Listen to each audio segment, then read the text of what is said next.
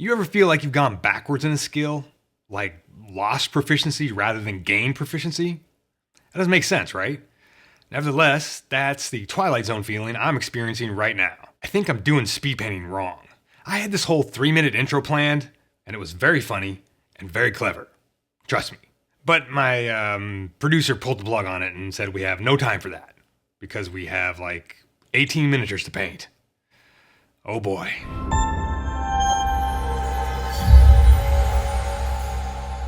Greetings, good humans, and welcome to Tabletop Alchemy, where we're doing part 3 of our Skirmish game miniseries, and where we thank our patrons for their generous support in this journey of hobby self-discovery. Muchas gracias. Okay, 18 miniatures are on the paint table, and we got no time for procrastination, which is, of course, my favorite part of any project. So let's sit in a damn chair and engage with brute force. There's a video on that chair brute force thing right there. One side note. I've changed my painting video setup once again. I bought a used Sony ZV-7 I on eBay, and this is the first time I went shopping for an inferior camera. I specifically wanted to get a camera that had a chip smaller than full frame or APS-C, and that was to help me with focus while working on miniatures. Like we briefly talked about in the Smokin' Minis video, the smaller the sensor, the deeper the depth of field. Meaning more of the subject is in focus. I think this ended up being a good investment for these kinds of videos, based on the erratic way that I tend to hold miniatures and paint them. But we'll see. So, we're gearing up to play the first solo scenario in the Silver Bayonet Skirmish game. For this we need, in addition to the warband itself, which we built in this video, and that's a lot of snapping today, we need a minimum of 8 wolves and a couple of werewolves. The wolves I knew were going to be truly speed painted with contrast paints, no sweat. And I think I ended up knocking these guys out in a single day. I used various browns and blacks from the contrast line and just sort of mixed and matched colors on the figures to give them some color texture. I ordered the models from 2 different sellers on Etsy, and the set of 3 I got from this store are ridiculously large. They're like Princess Mononoke size. This is probably an unfair advantage to me, the player, in the skirmish game scenario, because these wolves are so big it'll be hard for them to take advantage of cover during a game. And they look kind of silly, or dramatic, I suppose, next to a human-sized figure. I guess they're dire wolves, right? Right. The only bit of detail I actually took a little time to paint were the jaws and teeth and the claws. And only 2 of them had eyes worth bothering to paint. After the initial coats of contrast paint, I felt like I wanted a bit more value contrast in the highlights on the fur, so I dry brushed some lighter tans and grays over the fur, and then hit that with another quick wash to smooth them back out. Some green tones for the bases to add some color contrast to the overall finished models, and these wolves are good to go. Next up were the werewolves. I had this one all ready to go, waiting in the primed and ready display case.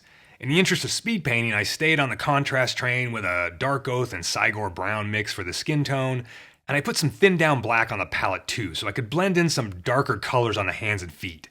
This guy has a super cool pose, right? It's a 3D print from Etsy as well, and I'm pretty sure it's still available from a lot of stores. I'm not sure why I went with some standard paint for the cloth, but I did.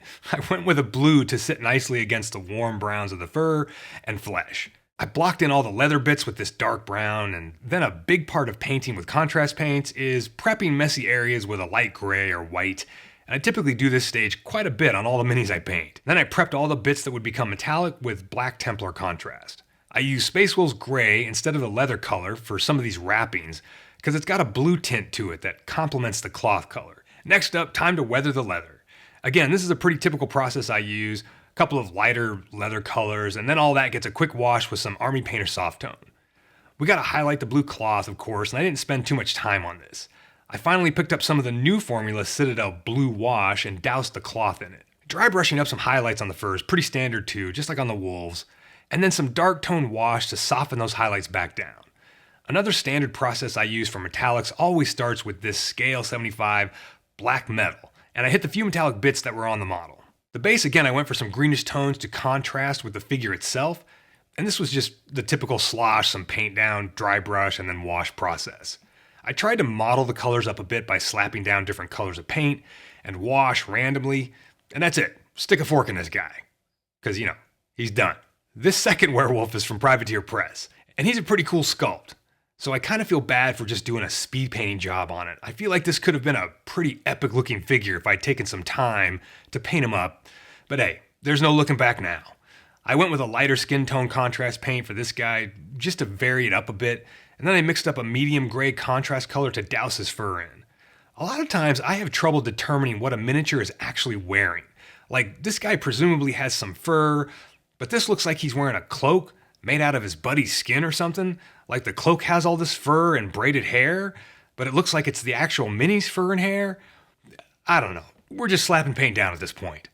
This guy's entire lower half is just covered in armor, so black contrast goes everywhere and prep for the metallics. I wanted a darker leather than the standard snakebite leather color, so added some of that Cygor brown and painted up the hide cloak in that mix. Now this dude only has a couple bits of cloth, and I went with red just to make something pop on him, but in the end I probably should have went with a blue or green. But again, we're just rolling with it. We got no time for fixing bad calls. He's covered in these bone spur teeth details, so I did a quick bone color pass on those, dropped on some wash and highlighted them back up with quick touches of brighter bone color. Then I did the metallics and just tried to move relatively quickly, adding some edge highlighting more than anything else and letting most of the armor go dark. I spent a little extra time making the face armor pop a bit and just adding dots of bright metallic to certain areas. Slapping some washes down on the base, again going towards some greenish tones, and we keep on keeping on. Now, before I start on the warband, I have these things I picked up to use as clue or objective tokens in the game. I went with these and a 3/4 inch hole punch, rather than buying specific tokens, of which there are plenty of very cool ones out there. But I like the idea of being able to swap out the paper circle at any time. So I can make custom tokens like for treasure or whatever a specific skirmish game might require whenever I need to. These came in raw wood, so I thought I'd use some acrylic ink to quickly stain them a bit darker, just for aesthetics on the table. I did wonder if using a water-based ink would cause these to warp, but you know me, I gotta try it to find out. And the answer is yes. Yes, it does warp the wood. So this guy right here has 2 coats of ink, and apparently double the ink means double the warpage. I was a little horrified at first, but then tried putting the acrylic dome in just to see what it was like, and the warping actually proved to be a bonus feature. See, the acrylic domes fit so snugly into the discs that normally you can't get them back out. That's why I drilled holes in the centers of these discs, so I could poke the dome back out with a drill bit or a piece of brass wire or something. But now with the warping, the domes are just loose, which is actually perfect. And even though it's all bent, the thing looks fine on the tabletop. Typically games will call for 5 or so objective tokens, so I'm staining up 5 of these for now. Alright, now we're finally onto the warband. And the first thing I decided was that I needed to paint up one mini with the previously chosen French Napoleonic colors to kind of set the standard and figure out the colors on an actual model.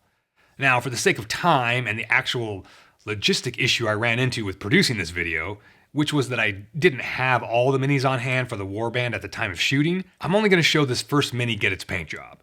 Also, it'd probably be boring to go through all these steps on all the other figures. But we'll take a look at all the finished miniatures of the warband at the end. So I primed the warband figures with a brown undercoat before putting the white ink zenithal on top. I figured a warmer shadow tone would be a good contrast to the blues and whites these figures are going to wear. So I started this guy with putting a pale gray down on his white uniform pants, and then I did a little highlighting up with some white on those same bits. One thing that turned out kind of unexpected was, when looking at the French army color scheme, they appear to wear mostly white, with their coats and hats being the dark blue and their boots in black. But almost all of the figures I chose for the warband are really buttoned up in their coats, so there's actually not much white to be seen on these figures. Anyway, time for the biggest color choice in the scheme. I generally like blue as a color, and I really dig this dark Prussian blue. And yes, it's ironic that I'm using an enemy army's color for this French warband. And yes, I think the blue should have been a few shades darker if I really wanted to match the French uniform blue. But I don't care. I'm going with this singular color, and there's going to be a lot of it. I put 2 coats down to make it solid, and then went in with this contrast paint mix for all the leather bits.